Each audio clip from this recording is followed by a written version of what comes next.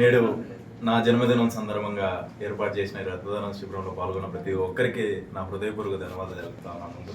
ముందుగా ఈ యొక్క కార్యక్రమాన్ని చేసిన హీరో భరత్ అన్న గారికి, అలానే అన్నమయ్య జిల్లా విద్యాశాఖ అధికారి సుబ్రహ్మణ్యం గారికి, ఉప విద్యాశాఖ అధికారి శివప్రకాష్ సార్ గారికి ముందుగా ప్రత్యేకమైన ధన్యవాదాలు తెలుపుతాను.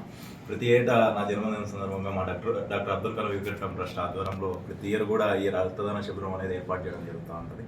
ఈ రక్తదాన శిబిరం ఏర్పాటు చేయడానికి మొదటి కారణం వచ్చేసి మన దేశంలో ఎంతోమంది క్యాన్సర్, తలసేమియా బాధితులు ఎంతోమంది రక్త కొరతతో చనిపోతూ ఉన్నారు.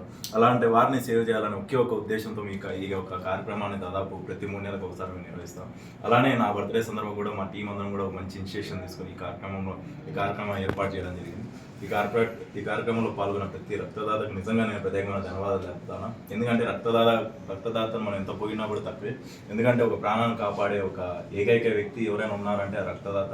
సో ప్రతి ఒక్కరు కూడా రక్తదాతలను అభినందించాల్సిన అవసరం ఉంది. ప్రతి ఒక్క యువత ముందుకు వచ్చి రక్తదానం చేయాలి అని చెప్పేసి మనస్ఫూర్తిగా కోరుకుంటున్నాం. ఈ కార్యక్రమానికి విచ్చేసిన హీరో భరత్ అన్న గారి సినిమా త్వరలో రిలీజ్ అవుతా ఉంది.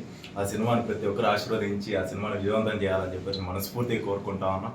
మేము మా నుండి ఎటువంటిది ఖచ్చితంగా అన్న మూవీ 100% పూర్తి స్థాయిలో సపోర్ట్ చేస్తామని చెప్పి మనస్ఫూర్తిగా ఈ మీడియా సభాముఖంగా తెలియజేస్తాను.